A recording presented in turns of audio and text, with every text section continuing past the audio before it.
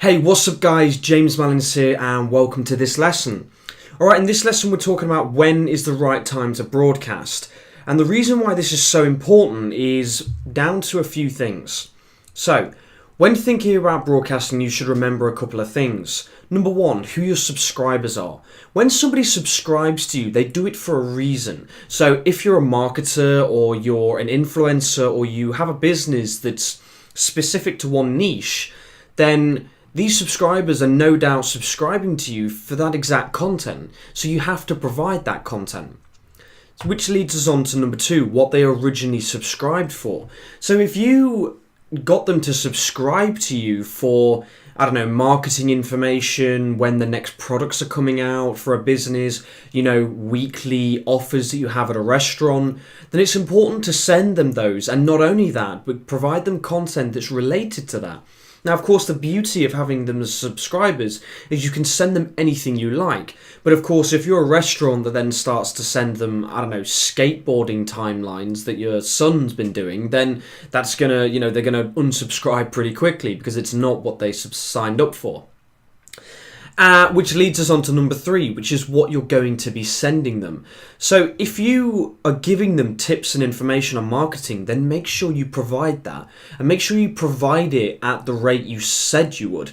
So if you said every week, if you said every day, then make sure that that's something that you do. Because with a brand especially, congruency is key. And what I mean by congruency is that you have to be consistent with everything that you're doing. And finally, how often you plan on messaging them, which actually we just covered in the last point. Each one, as you can see, is linked very nicely. If you are going to be messaging your subscribers every single day, then you have to be providing extremely high level content. Usually, if you start sending things to people at that kind of frequency, there's a high chance that you're going to annoy them and put them off what you're saying.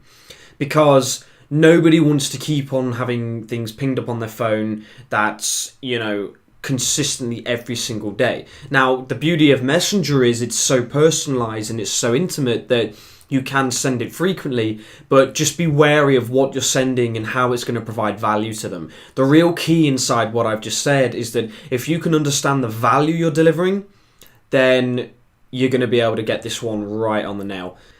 Now, the next thought we want to think of is be very thoughtful of time zones. So when you're broadcasting and you're sending these messages out, make sure you're sending them at times that are relevant to the people. So if you're based in the UK and you're sending things to America or you're sending things to Australia, make sure you've got the right time zones. Because if you're going to be sending messages that pop up while people are sleeping, then you've got a high chance of having a lot of bad reviews and potentially being penalized very heavily for that.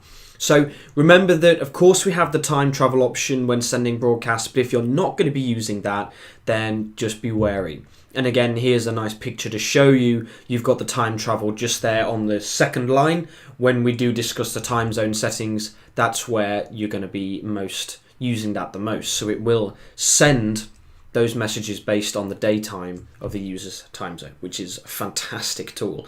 So it's very, very fantastic. So there you go, guys. This is a really important lesson. Make sure you make notes on it. Make sure you remember this when you're broadcasting, and I will see you in the next lesson.